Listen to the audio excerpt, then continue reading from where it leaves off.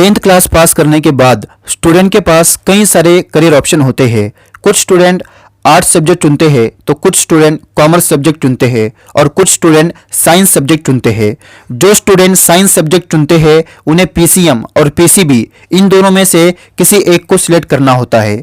जो student PCM यानी physics, chemistry और मैथमेटिक्स सब्जेक्ट लेते हैं वो आगे जाकर पायलट, इंजीनियर, साइंटिस्ट इनमें अपना करियर बनाते हैं।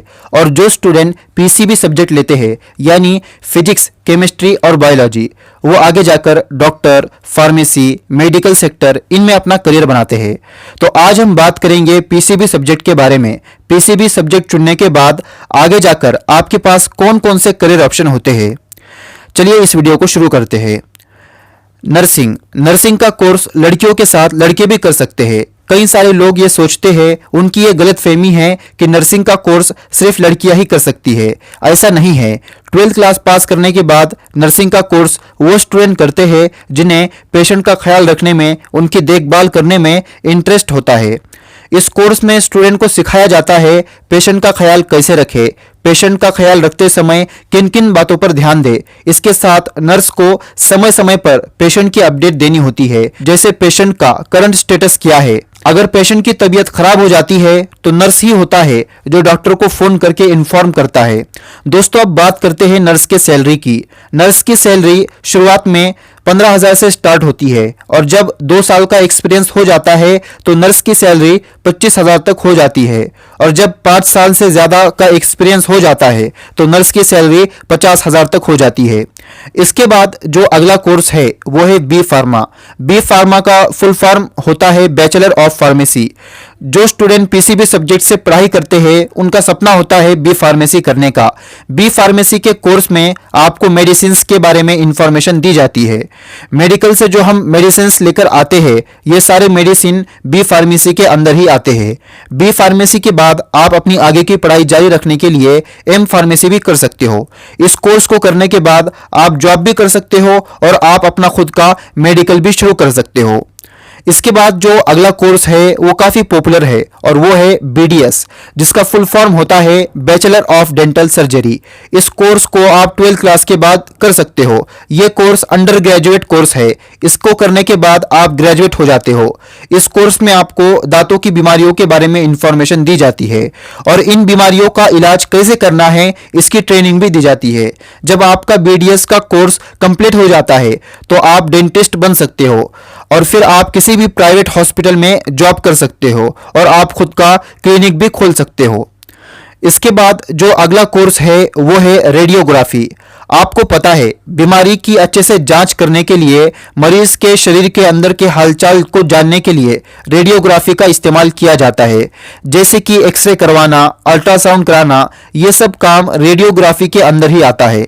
इस कोर्स को करने के लिए आप डिप्लोमा भी कर सकते हो और अगर आप चाहो तो इसमें आप ग्रेजुएशन और पोस्ट ग्रेजुएशन भी कर सकते हो। जब आप रेडियोग्राफी का कोर्स कंप्लीट कर लेते हो तो आप किसी भी प्राइवेट या गवर्नमेंट हॉस्पिटल में जॉब कर सकते हो। अगर आप चाहो तो आप खुद का क्लिनिक भी खोल सकते हो और महीने के लाखों रुपए कमा सकते हो। इसके बाद जो अगला कोर्स है वो है न्यूट्रिशन एंड डाइटिस्ट। दोस्तों इस कोर्स में आपको फूड मैनेजमेंट के बारे में जानकारी दी जाती है। किस तरह के फूड खाने से आपको न्यूट्रिशन मिल सकते हैं, किस तरह के फूड खाने से आपको नुकसान हो सकता है, किस तरह के फूड खाने से आप हेल्दी रह सकते हो। आज के टाइम में लोग जंक फूड जैसी चीज़ों को खाकर अपनी सेहत अपने हाथों से खराब कर रहे हैं। अगर आप ये कोर्स करते हो तो आप लोगों को गाइड कर सकते हो, उन्हें बता सकते हो, जिसके लिए आप लोगों से फीस भी ले सकते हो। अब इसके बाद जो अगला कोर्स है वो है BHMS और BAMS, जिसका फुल फॉर्म होता है bachelor of homeopathic medicine and surgery और BAMS का फुल फॉर्म होता है bachelor of Ayurvedic medicine and surgery. इसमें पेशेंट का इलाज आयुर्वेदिक तरीके से किया जाता है। इस कोर्स को करने के बाद आपको किसी भी प्राइवेट या गवर्नमेंट हॉस्पिटल में 25,000 की सैलरी दी जाती है। 2 साल के एक्सपीरियंस के बाद आपको 40,000 से लेके 60,000 तक की सैलरी दी जाती है और 5 साल के एक्सपीरियंस के बाद आपको 1 लाख तक की सैलरी दी जाती है। इसके बाद जो अगला कोर्स है वो है MBBS का कोर्स। जब आप एमबीबीएस की पढ़ाई कर लेते हो तो आपके नाम के सामने डॉक्टर लिख दिया जाता है। दोस्तों ये बात याद रखिए, मेडिकल फील्ड में जितने भी जॉब है उनमें एमबीबीएस सबसे ऊपर है। दोस्तों एमबीबीएस करने के बाद आप आगे की पढ़ाई भी कर सकते हो। आप किसी एक फील्ड में स्पेशलिस्ट बन सकते हो, जैसे आई स्पेशलिस्ट वगैरह। मेडिकल फील्ड में एमबीबीएस सबसे बड़ी बैचलर डिग्री होती है। आज के टाइम में डॉक्टरों को जितनी इज्जत दी जाती है उतनी इज्जत शायद ही किसी को दी जाती हो, क्योंकि डॉक्टर एक मरीज की जान बचाता है और जान से बढ़ के इंसान के लिए और क्या हो सकता है। भले ही वो डॉक्टर उसकी फीस लेता हो, लेकिन फिर भी लोग डॉक्टर का एहसान कभी नहीं भूलते। दोस्तों आज इस वीडियो में मैंने आपको कुछ पॉपुलर कोर्सेज बताए हैं।